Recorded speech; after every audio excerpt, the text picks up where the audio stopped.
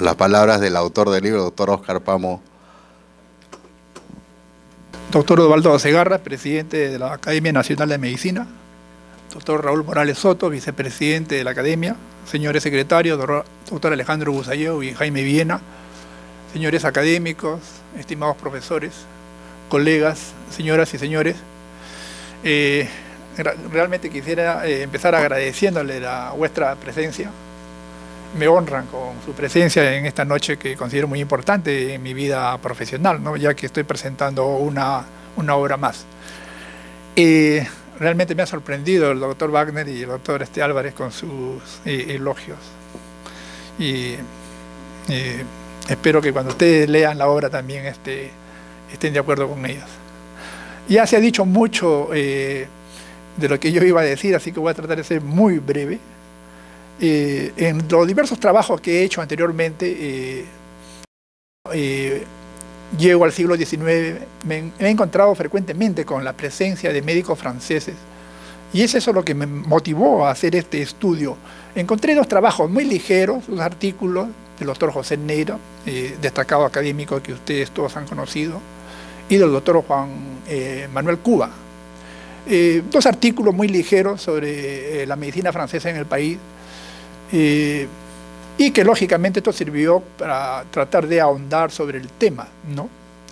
Y es así como a lo largo del tiempo fui recolectando información. Hice esa lista de nombres franceses y le pregunté a varios médicos, colegas. Le dije, como está en la pregunta ahí, si le recuerdan los nombres, le encuentran alguna relación, si saben de qué se trata. Y para sorpresa mía, la gran mayoría de médicos no tenían ni idea de sus nombres. Algunos de Lesseps les sonaba por Ferdinand de Lesseps, el que construyó el canal de Suez. Alguno otro quizá le sonaba Dreyfus, ¿no? Bueno, Remy es un apellido relativamente frecuente en la sociedad peruana, ¿no? Entonces, pero ¿qué relación hay entre ellos? ¿De qué se trata? Pues no la había. Y eso fue lo que me motivó a mí a hacer el trabajo, ¿no? Esta es una frase que resume la influencia de la medicina francesa hacia fines del siglo XIX, ¿no? Consideran a su madre en la enseñanza e incluso se proyecta al futuro, ¿no? Esto fue cuando Biol llegó a Lima, se le hizo una recepción, los profesores de la Facultad de Medicina, que sabían francés, lo agasajaron, todos ellos habían estado en Francia, lo agasajaron en el Hotel Americano, y en la nota que se publica en el Monitor Médico está esta frase que resume la importancia de la medicina francesa en la medicina nacional, ¿no?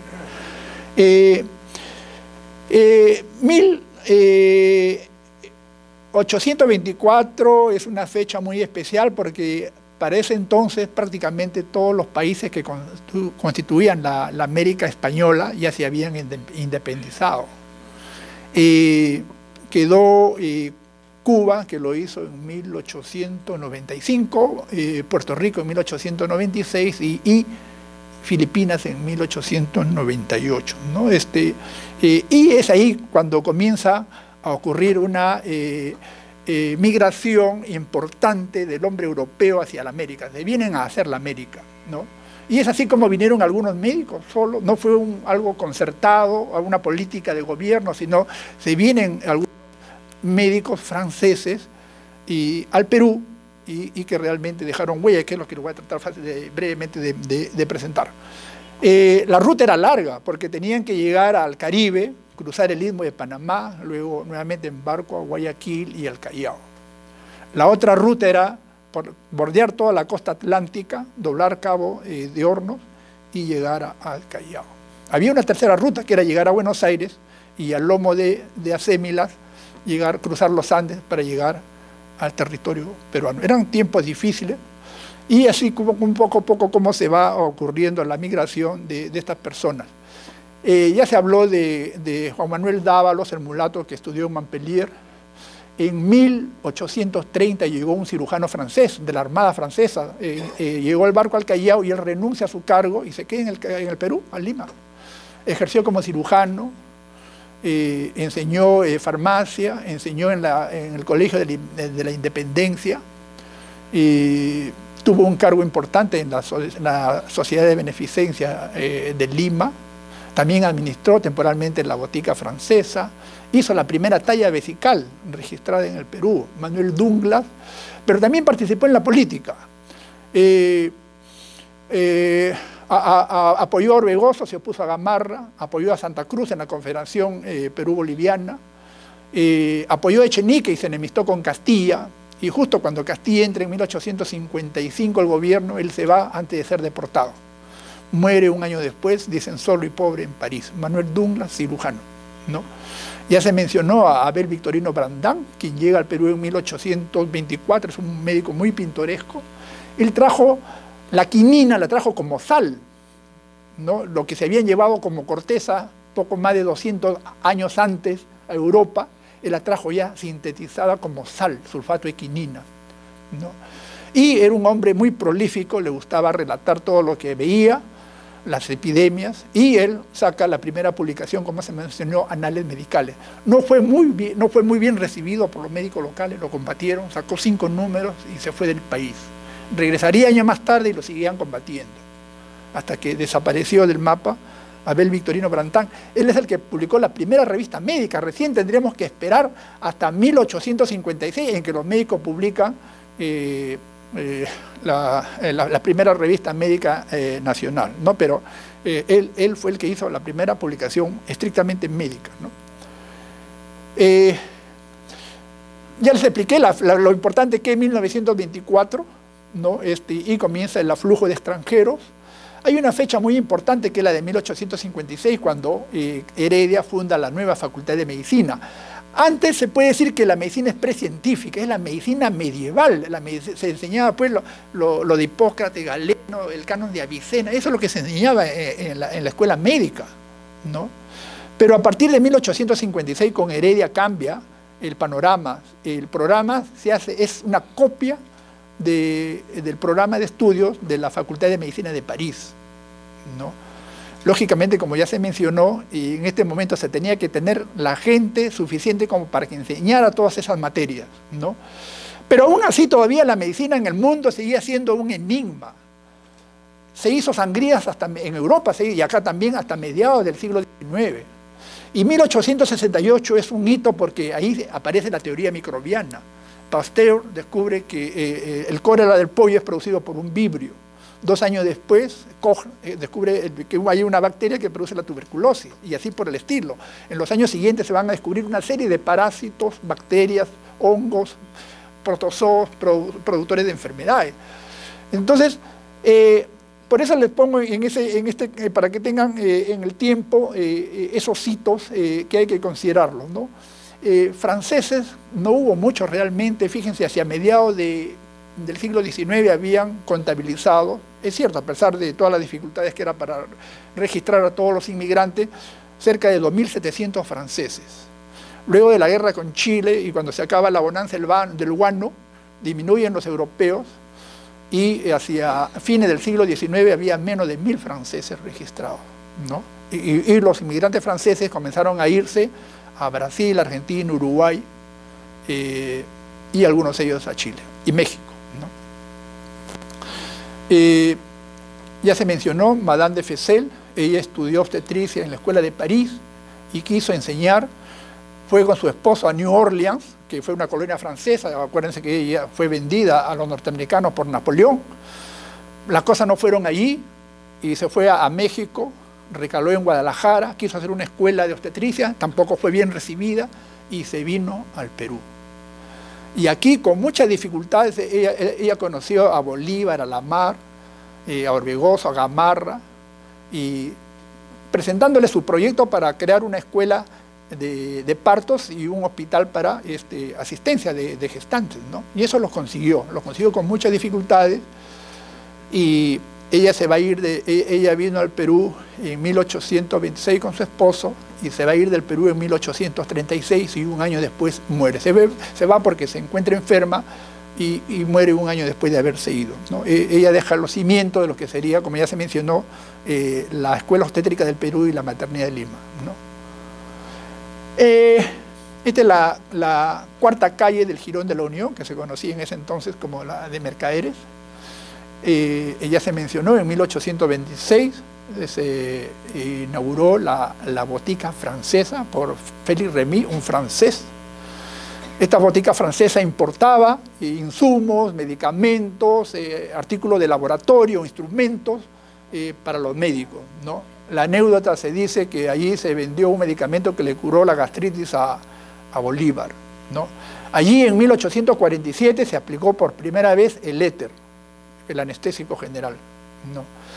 Esta botica francesa tenía varios socios, la familia Remy la fue adquiriendo totalmente, quedan los hijos del señor Remy, y hacia fines del siglo XIX se asocia con la familia Belmont, alemanes de Hamburgo, que tenían una tienda de perfumería al frente de ellos, y hacia 1928 pasa a manos de los Belmont, ¿no?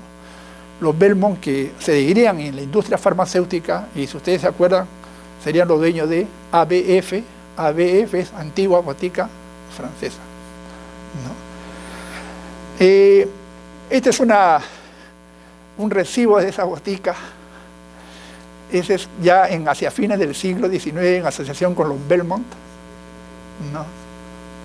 Y acuérdense que el panorama va cambiando, la bonanza del guano, la economía cambia, el mundo va cambiando, y con Heredia se funda la nueva Facultad de Medicina en 1856, pero él ya con anticipación, en 1851, él envió a 5 de sus discípulos a estudiar a París.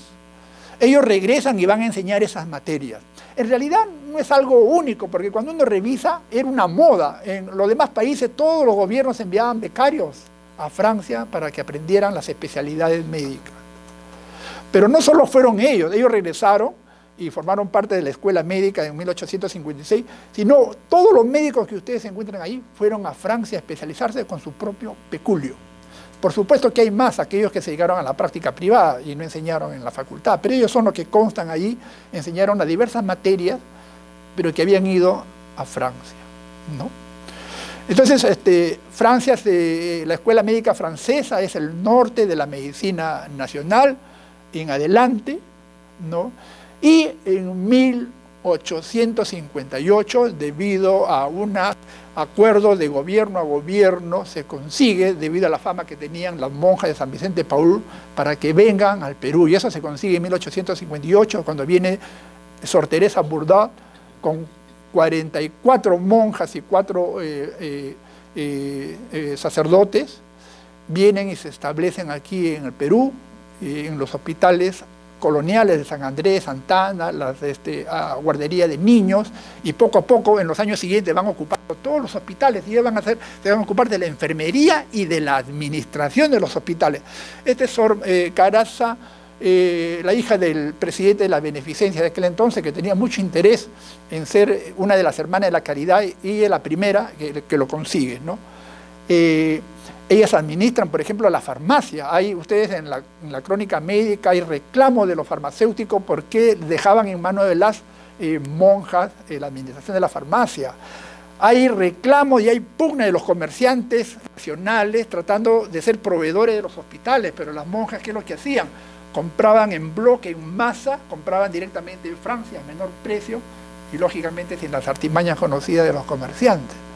Entonces, para que vean cómo ellas no se ocuparon los hospitales en lo que se refiere a enfermería y administración, guarderías y la preparación de las nuevas novicias, las que quisieran ser hermanas de la caridad. En 1860 viene este señor plenipotenciario de Francia para tratar de solucionar un impasse que había habido entre ambos gobiernos, un litigio, los detalles los van a encontrar ustedes en el libro. Y se soluciona, el presidente Castilla, se soluciona el impasse y él se queda aquí. Y él ve que los franceses no tienen un soporte material en general. Entonces sigue el consejo que su primo Ferdinand de Lesseps, el constructor del canal de Suez, le dijo que cuando él estuvo en Barcelona, en una revuelta civil de los españoles contra los catalanes, cuando sitiaron y bombardearon Barcelona en 1854, la población francesa quedó desguarnecida. Entonces Fernand de Lesseps, para apoyarlo, formó una sociedad francesa de beneficencia.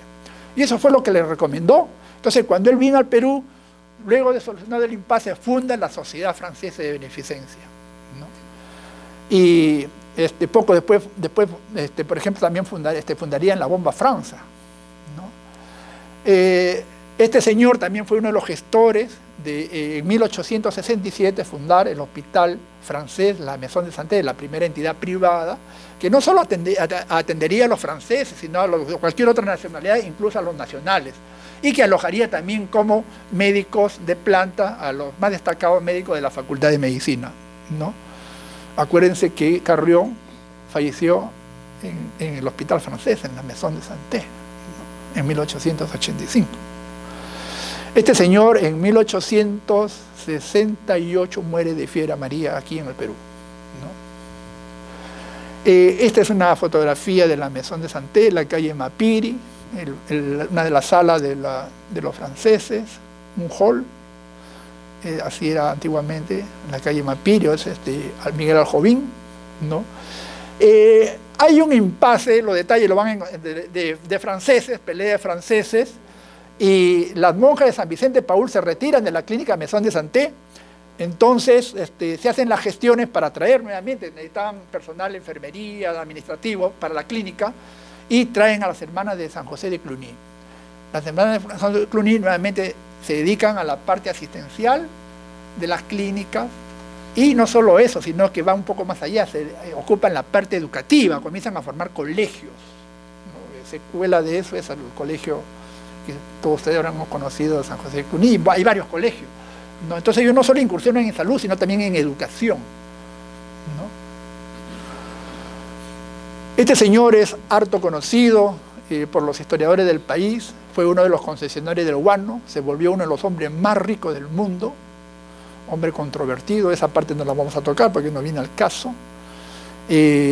Casóse con una dama alemana, Sofía Bergmann, y muere la dama alemana, y él quiere construir un hospital en homenaje a su esposa y donárselo al Estado. Él adquiere un local, hace construir un hospital, pero justo lo termina en 1875, cuando el gobierno termina de construir el Hospital 2 de Mayo, considerado el más moderno de su época. Pero nadie le recibe el hospital que él hizo, y por los problemas políticos y peleas que tenía, precisamente con Pardo, quien era presidente. Además, él denuncia al Estado por una deuda. Entonces lo dejan a él con su hospital, él sigue y construye un mausoleo en el hospital para recibir los restos de su esposa, que había muerto, estaba en Francia, repatria los restos, y en la travesía hay una epidemia, se deshacen de todos los cadáveres, incluyendo el que traía. Entonces él saca el mausoleo de ese hospital y lo lleva al cementerio Presbítero Maestro, donde está, es una joya arquitectónica, y el hospital de Santa Sofía, en honor a Sofía Bergmann, queda ahí. Entonces pasan unos pocos años, acuérdense que se terminó de construir en 1875, vino la guerra en 1879, en 1881, en enero teníamos a los chilenos en las puertas, y se construye ese hospital de Santa Sofía, se vuelve hospital de sangre para atender a los heridos de la defensa de San Juan y de Miraflores. Entonces, y poco después vienen los chilenos y ocupan ese hospital como hospital para los chilenos. Ahí se estacionaron los chilenos. Ese hospital de Santa Sofía, cuando se fueron los chilenos en 1883, pasó a ser una escuela militar y después terminó siendo la Escuela de Artes y Oficios, lo que es el Politécnico José Pardo, que queda en la avenida. Fue un hospital frustro, una iniciativa de un francés que quiso donarlo al Estado. La circunstancia hizo que no se cumpliera tal, en algún momento sirvió como hospital de sangre durante la guerra, ¿no?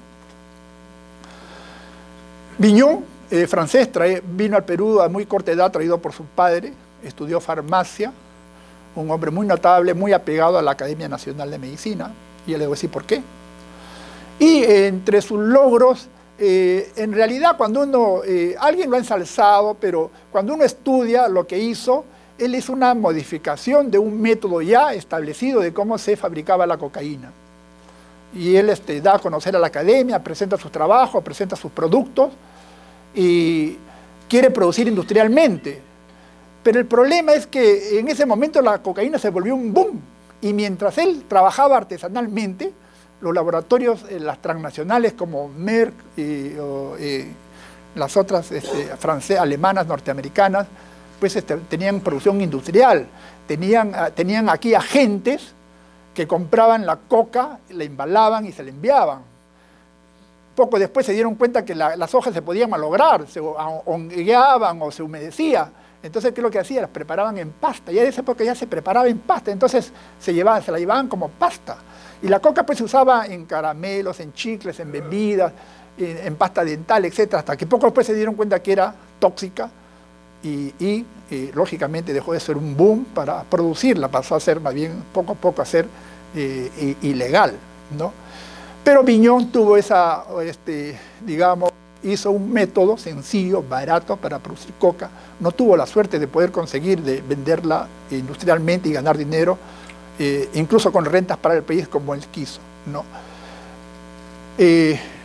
Vignon, antes de morir, estableció un premio a la mejor tesis de bachiller en medicina, 50 soles, que lo debería entregar, 50 soles de esa época, ¿no?, la Academia Nacional de Medicina, el premio Vignon. Creo que se entregó 1 o 2 veces y nunca más. Yo creo que es algo que se pudiera retomar, el premio Vignon, ¿no? Pero esa era la idea, a la mejor tesis de bachiller de medicina, ¿no? Biot, discípulo de Paul Bert, también va a encontrar una serie de detalles de cómo él se viene aquí para demostrar de que en la altura había si es que había o no menor concentración de oxígeno, ¿no? Ese era un problema. Se había estudiado en animales, él tenía cámaras hiperbáricas, hipováricas, pero una cosa era en experimental en esas cámaras y otra cosa era estar en una zona de altura. Este señor se casó con una dama peruana, hija de un excónsul de Francia, muy adinerado la familia, y él se casa y 3 años después del matrimonio muere la dama. Los padres habían fallecido antes del matrimonio, así que él recibe una muy buena herencia. Pide permiso al gobierno francés para hacer una expedición, sin subvención, lógicamente la tenía, ¿no? Y se viene aquí a Lima. El otro motivo probablemente fue conocer a la familia de su esposa, ¿no?, Julia Albertini, ¿no? Y incluso la quien sería su cuñada estaba trabajando, administrando, era hermana de San Vicente de Paúl, trabajaba en la farmacia del Hospital 2 de Mayo. Él viene al Perú, establece conexión con los médicos locales, lo ayudan, y se va a Morococha. En sus publicaciones él describe muy bien, y en el camino es donde encuentra que a medida que se asciende, la cantidad de glóbulos rojos aumenta en la sangre. Él descubre la poliglobulia de la altura. Toma sus pruebas, sus mediciones, para después confrontarlas y verificarlas cuando se vaya a Francia. Y cuando viene aquí, regresa a Lima, él anuncia ante la Academia Nacional de Medicina la poliglobulia de la altura. Por eso es que después le salió un investigador mexicano, que también poco después publicara, pero él tiene la primacía porque antes de publicarla dio una conferencia en la Academia y manifestó lo que había encontrado, ¿no? Él regresa a Francia y sigue su vida en Francia, pero desafortunadamente esto que él trajo e hizo, a nadie de los médicos peruanos le interesó los problemas de la altura, sino recién hasta 1925, cuando Monge recién se interesa en ello, ¿no? Este es uno de sus libros. Toda la segunda mitad del siglo XIX, los médicos, no solo del Perú, sino de toda América Latina y del mundo probablemente, estaban embelesados con los descubrimientos de los diversos personajes de la medicina francesa, ¿no? Son varios los nombres de ellos, muchos de ellos son conocidos para nosotros, epónimos de muchos síndromes, signos, etcétera, que hemos conocido. No está Pasteur. ¿Por qué no está Pasteur? Porque Pasteur no era médico, era químico, ¿no? Entonces, y en las publicaciones nacionales, en las revistas nuestras, el Monitor Médico, la Crónica Médica, entre las publicaciones que se recibía, la gran mayoría de ellos eran títulos en francés. Aquí los alumnos de medicina leían en francés, igual que sus profesores, se leía en francés. Ahora, como todo el mundo lee en inglés, la literatura médica en esa época era el francés, ¿no? Tanto así que Ernesto Driosola, en 1898, cuando publica el libro La enfermedad de Carrión, lo publica en francés, en París, lo publica en francés, y se vende porque era la lengua franca de la ciencia médica, y aquí todo el mundo leía en francés, ¿no? Recién en 1950 se sacó una traducción y hace 2 semanas la segunda traducción que le ha hecho el doctor Bertilo Malpartida, pero fue en francés porque todo el mundo hablaba, así como ahora todo el mundo habla en inglés o lee en inglés, incluso se adorna con algunos anglicismos. Por ejemplo, es un aviso, ¿no? En francés, ahí está, tienen en español y en francés el aviso, ¿no? De una de las revistas del Monitor Médico. Y había galicismos que se pegaban a los médicos. Por ejemplo, yo te había escuchado profesores que me decían un pusé de la enfermedad. Por ejemplo, todos ustedes saben lo que es un campo fenestrado. ¿Saben lo que es un campo fenestrado? Bueno, fenestrado no existe en el español. Viene de fenetra, y fenetra es ventana. Fenetrado, por eufonía es mejor decir fenestrado, entonces es un campo con un orificio, con una abertura, ¿no? Y así por el estilo, hay una serie de galicismos de esa época que, bueno, ya no se usan, ¿no? Pero para que vean cómo era la fuerza del inglés, o como ahora todo el mundo, de shock ha derivado en choque, ¿no? De estrés en estrés, ¿no? Etcétera, etcétera, ¿no? En la academia, en la biblioteca de la academia, las colecciones que se iniciaron en el siglo XIX son esas. Y miren, para que vean, Casimiro Ulloa, prácticamente el 85% de sus libros de Casimiro Ulloa estaban en francés. De Ribeiro, el 40%. Y de Carlos Morales Macedo, 75%. Alberto Barton es una excepción. ¿Por qué? Porque Barton era hijo de ingleses, nació en Buenos Aires, fue traído de muy niño aquí a Lima. Cuando se graduó en San Marcos, se fue a hacer los estudios de posgrado a la Escuela de Medicina Tropical a Londres. Era un inglés, ¿no? Lógicamente, la mayor parte de sus libros tenían que estar en inglés. Sin embargo, un porcentaje importante, un 17% de sus libros están en francés, ¿no? Esto es lo que existe según el catálogo de la biblioteca de nuestra academia, ¿no? Eso es lo que le he querido yo traer a ustedes, y por supuesto que yo estoy abierto como hombre de ciencia a que aparezcan nuevas publicaciones, nuevos datos, nueva información. Por ejemplo, cuando mi libro ya se encontraba en imprenta, hurgando en mi biblioteca, encontré este folleto que dice Aporte de Francia a las escuelas médicas y farmacéuticas, ¿no? Es un folleto de Eduardo Velázquez de 1950, no está en la bibliografía, pero es bastante ligero y más habla sobre la farmacia, ¿no? Pero así pueden aparecer en el futuro nueva información que ustedes encuentren y ojalá sirva para enriquecer este producto. Yo quiero terminar agradeciendo en primer lugar a la señorita Sara Aliaga Romero, y es bibliotecaria de la Facultad de Medicina de San Marcos y de nuestra academia, es una valiosa ayuda en la parte de recolección bibliográfica. Al señor Maurice Viret, él vive en Francia, en Bordeaux, es un francés, que me proporcionó mucha información sobre François Biot. Él hizo una biografía sobre Biot. Al señor Fernando Barrante Rodríguez Larraín y a la señora María Aris Parra, secretaria de la Sociedad Francesa de Beneficencia del Perú, también porque me proporcionaron información. De manera especial debo agradecer a la Facultad de Medicina de la Universidad Peruana Cayetano Heredia y al Departamento de Medicina del Hospital Arzobispo Loaiza. Son mi centro de trabajo porque me facilitan el tiempo y el espacio para escribir. A los doctores Raúl León Barúa y a Patricio Wagner, quienes revisaron el borrador de este libro, al doctor Ricardo Álvarez Carrasco, por sus correcciones y sus sugerencias, a la Academia Nacional de Medicina por auspiciar la presente edición con un fondo que es del Ministerio de Salud, y a la Junta Directiva actual presidida por el doctor Osvaldo Segarra por darme este espacio para presentarles mi libro. Y por supuesto a mi esposa, a mi familia, a quien en general he quitado probablemente muchas horas por hacer esto, ¿no? Muy bien, muchas gracias.